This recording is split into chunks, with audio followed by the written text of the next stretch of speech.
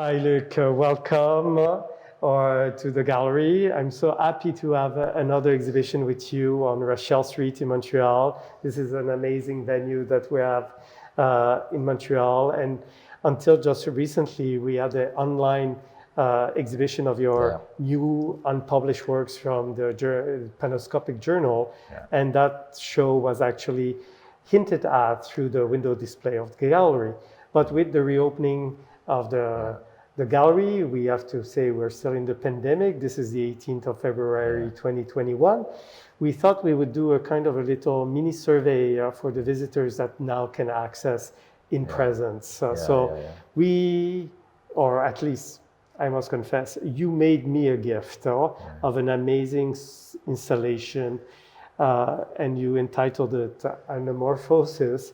So we'll walk into the show. It was very spontaneous. Thank you for the offer. No, and I think that what was very interesting, Luc, is how you decided to contextualize the works that you had looked through your archives and decided to publish new images from the Panoscopic Journal.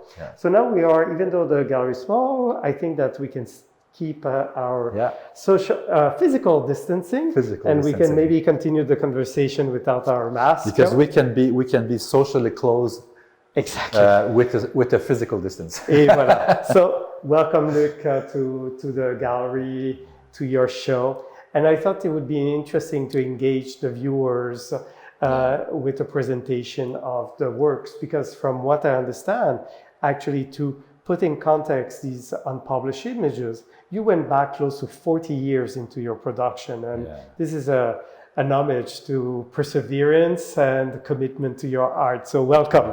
It's because it's so big here, at least in my mind, I think of it. But the intention was to bring some of the works that is in the online exhibition into this space. And I added a few things that are more recent. But I thought, with all this space, why not connect with the earlier work?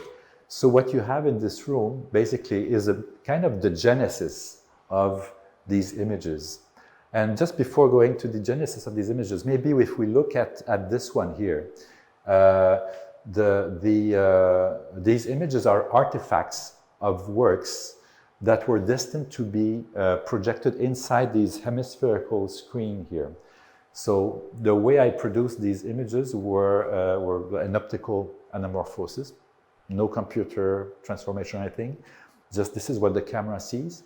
And I designed these screens to take exactly this anamorphosis and restore it. So when you stand in the middle of this dome, so this is a very little one, you cannot jump in there, but you can imagine, being in here, and you can turn it to look around, as if you turned around into the bigger domes here. You can turn the image around the same way you can turn these around here. So this little knob here that you use to turn the images is a representation of somebody standing in the middle with all these, the image like going up around them. So if you stood inside the panoscope, a little one or a bigger one, you would see everything restored to normal. So here we are at the National Gallery of Canada in an exhibition on Joseph Beuys, but leading to another work by Dan Flavin. Dan Flavin, sorry, I had a blind. So as you see, Dan Flavin's work is very red. He works with fluorescent, colors and light. So as you move towards the room, you can see that you're immersing yourself in color. So when I do these images, I always think of light and color and contrast and divides as a way to frame the image. You don't frame like you do with photography, but you do frame by choosing where you are. Anyway, so this brings me to these things. These three works here, I mean, especially these two here, are almost 40 years old. This was done as a way to revisit, the concept of the Vitruvius Man, that by this famous Leonardo da Vinci drawing. But da Vinci made this drawing because the original book on architecture by Vitruve, Vitruve was a Roman architect of the 1st century BC. And he described architecture as a relationship between the proportion of the human body and the space. So it was a kind of manual of architecture that was designed to be at human scale. And I thought, the Vitruve expressed this, with this famous man here in the circle and square, was a way that Da Vinci interpreted the principle of Vitruve. And I think maybe today that we live in a world that is so mediated by computers and technology, that we need to revisit the concept of Vitruve like a human scale environment. And my representation of the man here like that, with the three vectors of the XYZ space of the computer, was a way to say, okay, now the space is digital, it opens in all directions, we're immersed in it, and for the better and the worse. So, but it's funny to see this other work, which is completely different. It's a suit I made for myself for a video performance in 1983 called the Lightproof Suit. What I was trying to do here is to reflect about our overexposure to light and images. So I say, if there's too much to see, too much to hear, too much to be exposed to, you can always protect yourself with this special suit. So in the performance, I am in the dark, I am naked, and the suit is at my feet. And as the light comes up, I dress up to be ready for like full exposure to light. And then when the light comes out again, then I undress. So this was a kind of breeding that was to keep me healthy from overexposure to light and images. But strangely, the figure here and the mannequin are very similar. They're not the same thinking, but this is 83 and this is 84. So they connect nicely. And they express the position of the observer. If you talk about immersion, these images are immersive in a way, especially when you project them inside an hemispheric dome. The dark is immersive. If you think about light, it surrounds you completely. If you think about immersive 3D space, it surrounds you. So the idea of the position of the observer in the world became central. And I thought of this kind of homage to Courbet, Origin of the World. This is a very very graphic piece. Very sexy in a way, but it's very 2021.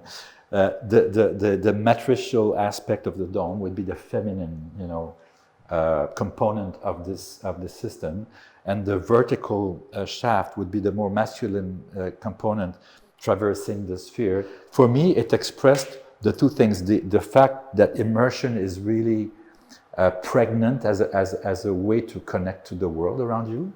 And the position of the observer, like me in this room, or this person in a 3D space, or this person surrounded by light or darkness, or the person here turning the knob to see all the sections of the image, is the same thing. So this position is well expressed there. And if we come here, this object is also a reflection on the world we live in. So back in the days of my MIT years where I produced the suit and the drawing, I was thinking about light, a relation between light and space. So here, the outside shiny mirror part of the sphere is the past. It reflects the light. I'm really close in terms of time. But if I looked at you, you're a bit further in time, and if I look at the distant star, it would be millions of light years away. So everything we see here is familiar. It's a visible world. It's in the past. The inside is dark. It's not inhabited by light yet. So it's the space of imagination. So I think that opening and closing this talks about time and our relation to time and space. And that was my point here when I was at MIT, was trying to say, okay, we need to be careful about balancing our exposure to light and darkness. Darkness is space for imagination. If we want to have a future, to invent the future, we have to close our eyes. We have to look at darkness as a very positive environment to project ourselves in the future. And light is our zone of comfort. This is what we like. So this object represents it, and I accompany it with this text here, which explains a little bit what I had in mind. So the object is always part of some kind of thinking about our relationship to ourselves and to the world we live in. The nice spherical shape here is recognized here in this excerpt from a VR work. It started with Naked in Paradise, which is an archive of about 1,000 assets, pictures of my work, video documentation, 3D models of objects, all loaded into the computer, and then the algorithm will create an organization by time or by category or random that will create a space in which you can travel. So this is the same work. This here is where you land in the work. When you put the head-mounted display on, the first thing you see is this. And this cross here in 2020 is the same as the one I did in 1984. Relationship to the world, a bit simplified. And it's the same as the one that will appear here. If you, augmented reality, now you have an object here, but you don't see it unless you have an interface. Eventually it will be my glass, with a knob that will tune into realities. But for now you use your iPad to recognize this marker, and as soon as it recognizes this marker, it will create an object, a huge object here, and the marker is a shadow of a part of the object. So it connects to the object, but the object it looks physical. You can, if you were standing behind, I would take a picture of the object with you behind, but it takes no room in my storage space. So that's why I love it. It's an object that is immaterial, but it feels physical. So this is the kind of space in which I operate, And I always think it's interesting to have bigger project, complicated project that are the research, and then and see what you can extract from it to put on the wall as a painting or photography or a physical object that you can put on your shelf. Luc, this is kind of a little jewel case that you are offering us, and this perspective over 40 years and the interlink between all your work. I'm curious, now that you gave this kind of retrospective view of your work, what is the future looking like for someone like Well, Luc Courchesne? as you know from my little book that I'm working on, it's called, it's a retrospective monograph. So I've taken 20 works, which I consider milestones in my 40 or close to 50-year production, and I tell the story around this work, because the work is inspired by the people, by the technology, by your own, what's happening in your own life, and for this I have these 20 works that are part of the bigger story. But the best stories are ahead of me, because as long as I'm alive, as long as I'm inspired, I use the failures of my previous work, or the things that are not quite exactly what you wanted to achieve, to inform the next work. So this is an ongoing process, and the works are moments. And as you know, we discussed that. An artwork is ephemeral because it depends on the technology of the moment. It depends on the circumstances, the context, the people that are around. I never do these projects alone. There's always people around me that will complement what I can do. There's so many aspects that are beyond what I can do, but together we can achieve things. So the next project will be inspired by this. This is an unfinished project. This is something I've been working on for 10 years already, and it has so much potential. And while I'm exploring the concept, the technology to go in there is getting better and cheaper and more comfortable. So I'm patient, I have time, and if all goes well, if I have, health and everything, I intend to be active until at least 90.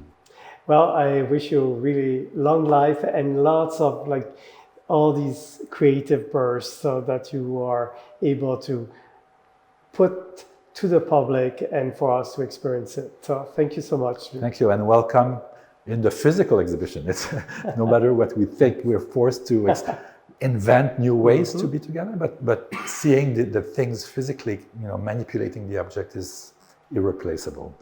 Thank and you so meeting you much. is irreplaceable. Merci, Luc.